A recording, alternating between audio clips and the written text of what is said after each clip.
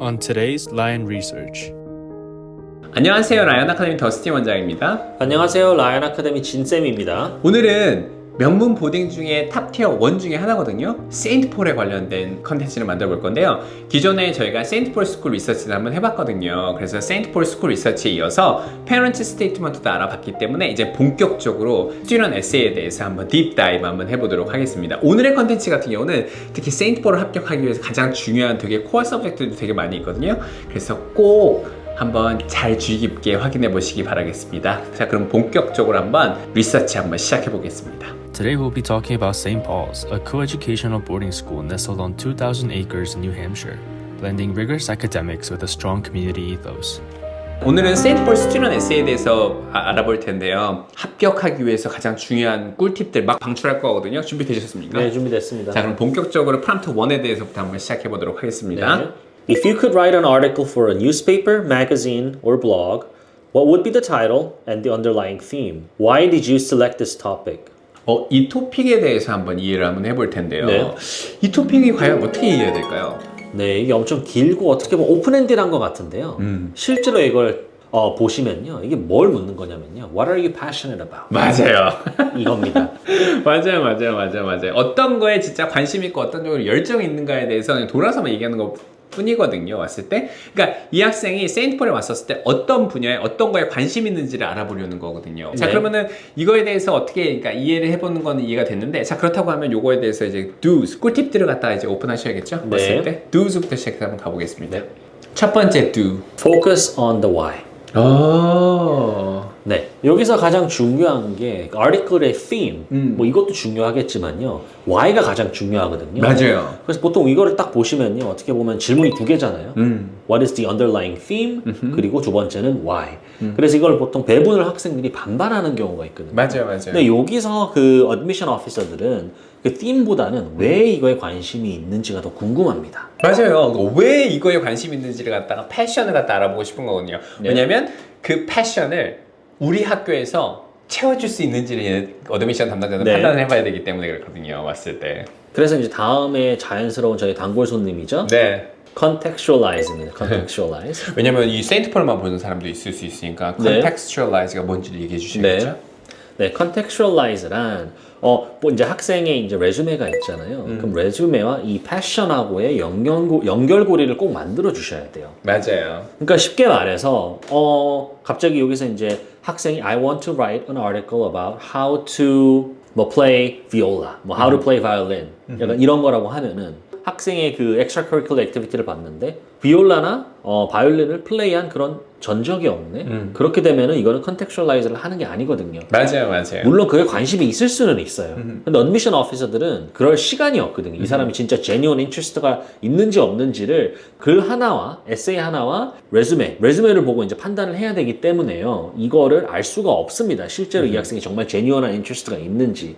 그래서 실제 있지 한더라도 어떻게 보면 자신을 잘 포장해야 된다고 생각해요. 맞아요. 그래서 보통 이걸 질문을 할 때는요. 학생들의 이제 extracurricular activity가 있으면은 거기에 그거와 연관된 그런 거에 대한 아티클을 쓰시는 게 좋습니다. 물론 이렇게 얘기할 때도 이렇게 얘기하시는 분들도 계세요. 엑스트라 커리큘러 액티비티에서 예를 들면 보딩스쿨을 지원하게 되면 그 원서 안에 이 학생이 관심이 있었던 10가지 액티비티에 리스트하는 게 있거든요. 그걸 다 10 activities 컬럼이라고 얘기를 하거든요.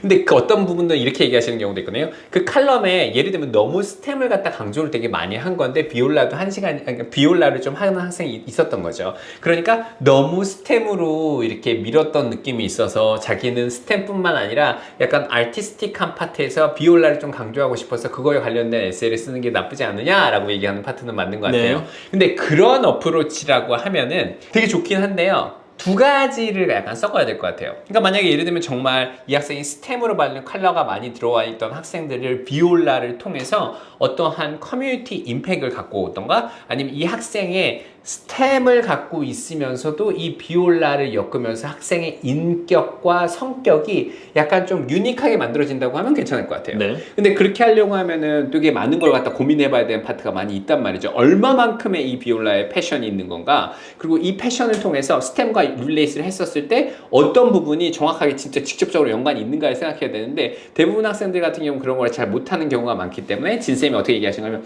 다양한 액티비티 중에서 열정을 갖다 1부터 시작해서 3으로 나눠주는 게 좋을 것 같아요. 만약 이 학생 액티비티가 10개가 있으면 가장 패션 넘버 1이라고 하면 1, 2, 3, 4를 보고 이 1, 2, 3, 4가 나한테 영향을 미치는 활동 중에서 정말 임팩이 크다고 하면 그거에 대해서 멋지게 elaborate 하는 것도 참 좋은 방법일 수도 네. 있고요. 만약에 여기서 패션이 없더라도 다른 걸 좀 강조한다고 하면은 이 강조하기 위한 빌드업이 조금 갑자기 생뚱맞게 튀어나오는 게 아니라 뭔가 좀 빌드업이 돼야지 어드미션이 좀 이해할 수 있을 것 같아요. 네. 어떻게 생각하세요? 네, 저도 동의합니다, 원장님하고. 이게 바로 그 contextualize의 가장 기본 아닐까요? 기본입니다, 이게. 네. 자, 그러면은 이 에세이 프롬프트에서 하지 말아야 되는 게 더 중요하거든요. 네. 어떤 걸 하지 말아야 될까요? 왜냐면 저희 학생들이 계속 했었을 때 제일 많이 나왔던 거잖아요. 네. 그거에 대해서 좀 얘기해 주시겠어요? 네. Don't write an article. 네. 이게 진짜 꿀팁입니다. 네. 이걸 보시게 되면요, 제가 이제 앞선 2에서도 이제 why, 그 underlying 팀을 강조를 해야 되는 건 맞지만요, 네. 이 질문을 잘못 이해해서 어떤 학생들은 아티클을 써버리는 경우가 있어요. 그리고 왜 이 아티클을 썼는지에 대한 어떻게 보면은 약간 justification이 마지막 문단에 하나 나와요. 네. 그렇게 쓰는 게 아닙니다, 이거는. 그러니까 아리클 써가지고 진짜 왔었을 때 마지막에 진짜 그 부분을 하려는 게 전혀 아니고요. 패션이 어디 있는가를 보여주는 그걸 갖다 쓰셔야 합니다. 네, 그때 저희 학생이 이제 엄청나게 이제 로보틱스에 관심이 있어서 저희 네. 학생 같은 경우에는 그 로보틱스에 대해서 아티클 엄청나게 길게 썼거든요. 맞아요. 하루 종일 썼대요. 그리고 마지막에 저스티피케이션 네. 했는데 저희 보자마자 그래서 이거 빼고 나머지 다 버려 이랬잖아요. 이거는 아티클을 쓰는 게 아닙니다. 네. 이게 진짜 꿀팁입니다. 이걸 꼭 뭐뭘 하지 말아야 되는 거 요거에 대해서 꼭 집중. 왜냐면 학생들 같은 경우는 그쪽으로 왔었을 때 나열을 하고 난 다음에 마지막에 얘기가 가는 경우가 많거든요. 그러니까 꼭 이 포인트를 좀 집중해 주셨으면 좋겠습니다. 자, 그럼 또 어떤 건 하지 말아야 될까요? Coming up next on Lion Academy. 오늘 컨텐츠 같은 경우는 정말로 제가 그동안 공을 되게 많이 들였던 컨텐츠 중에 하나거든요. 이번에 소개시켜드릴 선생님 같은 경우는 라이온 아카데미의 해나 리 선생님이시거든요. 이 선생님의 이력은 정말 뛰어나거든요. 해나 선생님 같은 경우를 좀 소개시켜드린다고 하면요, 코넬에서 바이오 엔지니어링을 전공하시다가 나중에 3학년 때 바이올로지로 전과를 하시고 프리메드 트랙을 공부하셨던 선생님이시고요. 코넬을 졸업하고 메디컬 필드로 들어가려고 리서치를 갖다 공부를 하시다가 새로운 분야에 관심이 가지게 되셔가지고 스탠포드 로스쿨로 지원을 하셔서 스탠포드 로스쿨로 합격을 해서 가시게 됐던 선생님이시거든요. Hi, my name is Hannah. I'm currently a teacher at Lion Academy, and I graduated from Cornell University with a degree in biological sciences, and I'm currently pursuing law school and will be attending Stanford Law School in the upcoming fall. 그래서 코넬 졸업을 하고 어떻게 보면 되게 이색적인 케이스인데 메디컬 필드에 관심이 가져서 리서치를 갖다가 좀 한 1년 동안 해오시다가요, 하버드 로스쿨과 스탠포드 로스쿨을 동시에 합격하신 선생님이시고요.